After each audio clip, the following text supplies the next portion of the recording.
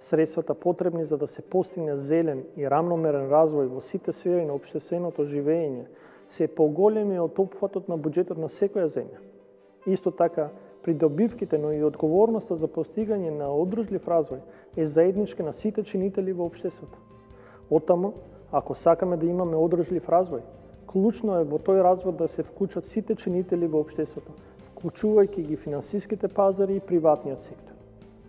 Banks and institutional investors, such as pensions, insurance and investment funds, and other private investors, also have an important role to play by targeting their services towards companies that pay due attention to good environmental, social, and corporate governance practices.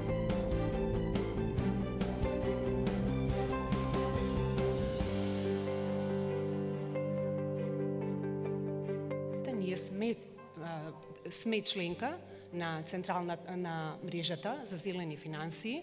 Покрај тоа, оваа година климатските промени ги вклучивме како една од стратешките цели на Централната банка во нашиот среднорочен стратегиски план, а исто така спроведовме и анкета. Купниот износ на зелени кредити е релативно мал, околу 150 милиони евра, или тој изнесува само 2,5% од вкупните кредити.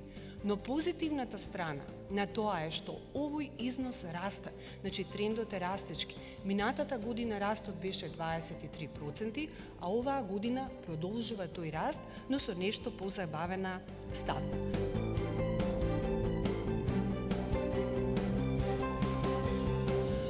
Да кажеме, само во областа на финансирање на производство на електрична енергија во обновливи извори, во последните 3 години се одобрени 72 милиони евра за овие проекти, а само Шпарка се има одобрено 33 милиони евра. Тоа ќе биде вториот предизвик покрај обезбедувањето на финансиски средства, знаењето на компаниите, на консултантските компании, на банките да ги подготвуваат и оценуваат таквите проекти.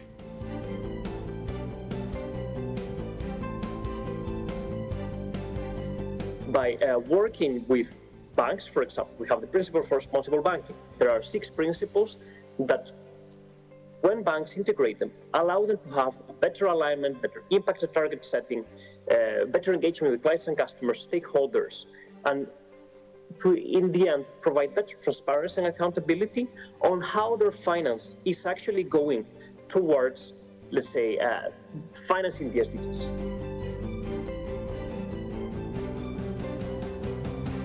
Традиционалните финансиски извештаи ги адресираат историските настани, традиционалниот начин на финансиско известување на некој начин ги изоставува нематеријалните средства кои што не се мерат во компанијата и не може да се признаат согласно меѓународните стандарди за финансиско известување. И банките и сите останати финансиски институции секако дека треба дополнително да ги јакнат овие започнати напори за вклучување на аспектите на одржливоста како критериум за инвестирањето.